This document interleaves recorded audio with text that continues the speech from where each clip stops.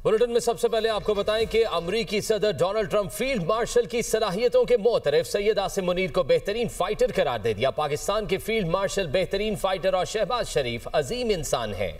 पाक भारत जंग का भी तज़किरा किया। पाक भारत जंग में 7 नए और खूबसूरत तैयारे तबाह हुए, ये कहा उन्होंने। और पाकिस्तान और भारत जौहरी ताकतें हैं। नरेंद्र मोदी पाकिस्तानी वज़ीर आज़म और फील्ड मार्शल से रब्ता किया। मैंने कहा 2 एटमी ताकतों में जंग की सूरत में असरात हर तरफ फैलते हैं।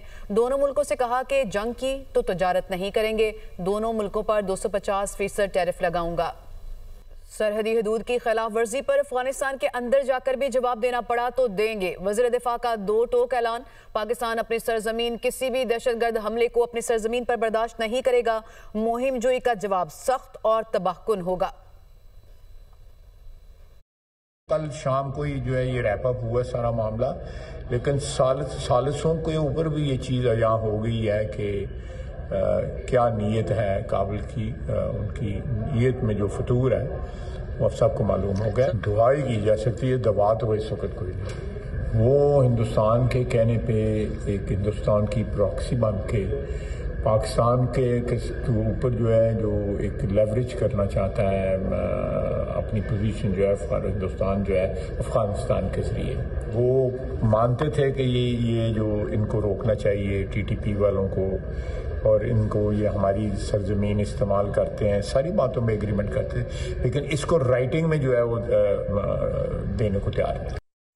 वज़ीर आला पंजाब मरियम नवाज कहती हैं कि किसी भी जत्थे को अपनी मर्जी की इजाज़त नहीं दी जा सकती। हथियार उठाने, बेगुनाहों को निशाना बनाने और रास्ते बंद करने की इजाज़त नहीं दे सकते। अवाम के जानो माल का तहफ़्फ़ुज़ हुकूमत की जिम्मेदारी है।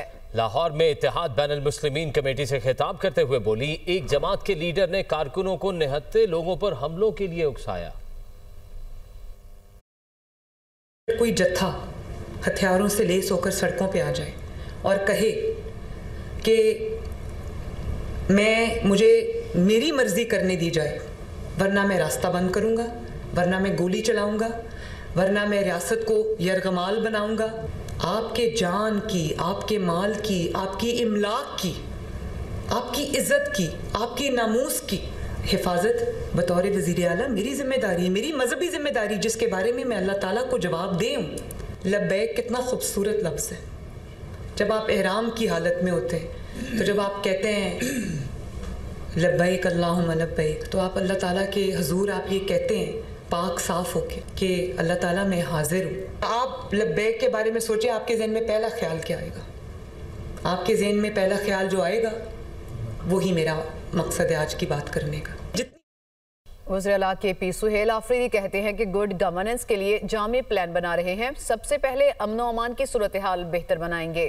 अवाम की फलाह बहबूद के लिए कवानीन ला रहे हैं। तरक्याती मंसूबों पर काम तेज किया जाएगा। सूबे के मसाइल हल करेंगे। सूबे के हुकूक हासिल करके सूबे को खुद कफील बनाएंगे। वो पेशावर में दुनिया न्यूज़ से गुफ्तगू कर रहे थे।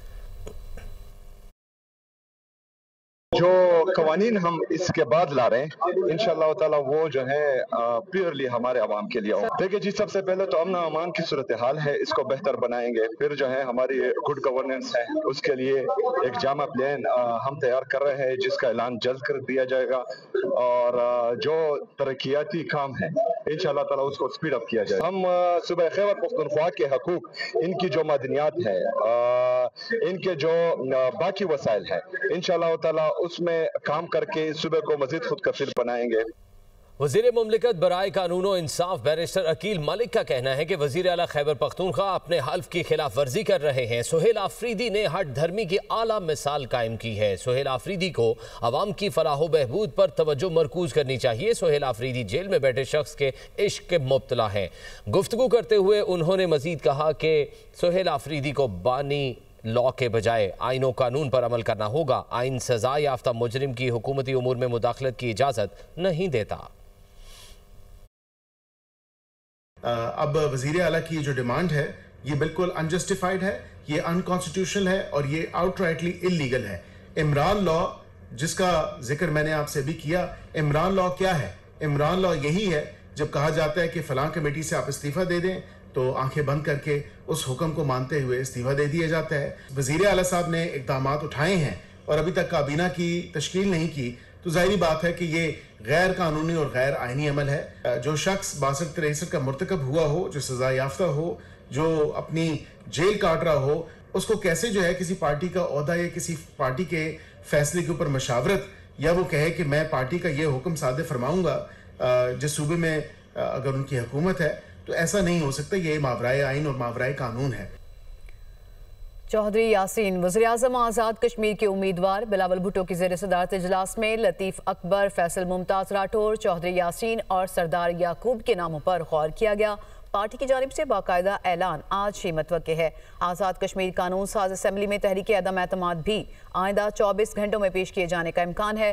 पीपल्स पार्टी के सदर आज़ाद कश्मीर के साथ मामला तय। बैरिस्टर सुल्तान महमूद को ना हटाने का फैसला। पीपल्स पार्टी हुकूमत में सदर के ओहदे पर बरकरार रहेंगे।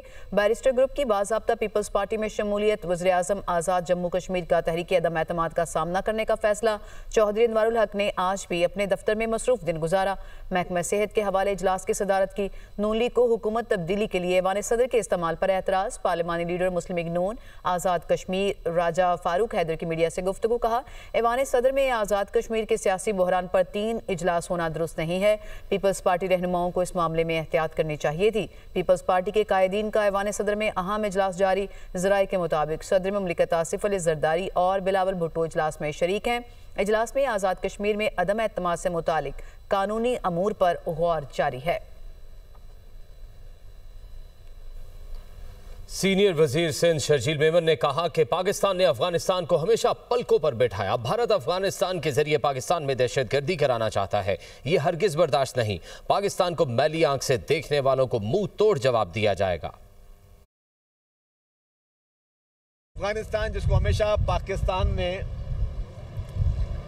पलकों पे बिठाया, लेकिन अगर वो मुल्क भारत की प्रॉक्सी बनकर पाकिस्तान में दहशतगर्दी करेगा तो पाकिस्तान की फोर्सेस किसी भी सूरत में नहीं बर्दाश्त करेंगी। हुकूमत सिंध की जानिब से जो वादे किए गए थे, 1 बाय 1 तमाम उन वादों को पूरा किया जा रहा है। जिन लोगों को मैंडेट है वो हुकूमत कर रहे हैं, जिनके पास मैंडेट नहीं है वो बैठ के तनकीद कर रहे हैं। तो कराची की इस वक्त ट्रैफिक का एक बहुत बड़ा चैलेंज है। शहर की बाकी जो सड़कें हैं उस पर भी तेज़ी से काम चल रहा है, जो कि बारिशों में ख़राब हो गई थी, या बाकी जो और इशूज़ थे उस पर भी तेज़ी से डेली बुनियाद पे काम चल रहा है। यहाँ पे येलो लाइन BRT जो हम वर्ल्ड बैंक के इश्तराक से बनाने जा रहे हैं, कराची के शहरियों को वो हर फैसिलिटी दी जाएगी जो कि किसी भी अच्छे शहर के शहरियों को दी जानी चाहिए। आप ये कहते हो कि जी यार सज़ाएँ कम करो, पेनल्टी क्या होती है? सज़ा होती है ना भाई। आप जुर्म करो ही नहीं तो सज़ा होगी नहीं। मैं तो कह रहा हूँ कि हमें खुशी होगी कि हमें ट्रैफिक चालान में 1 रुपया भी ना मिले। स्पार्को की रिपोर्ट मरियम नवाज के माहौल दोस्त विजन की कामयाबी की गवाही है। सीनियर सूबाई वजीर मरियम औरंगजेब का ये कहना है कि पंजाब में जल्द बीजिंग की तरह माहौलियाती बेहतरी देखने में आएगी। चीन और बरतानिया को भी इस मौका का सामना रहा, दुरुस्त हिकमत अमली से निजात पाई। तफसीलात के लिए ये रिपोर्ट देखिए।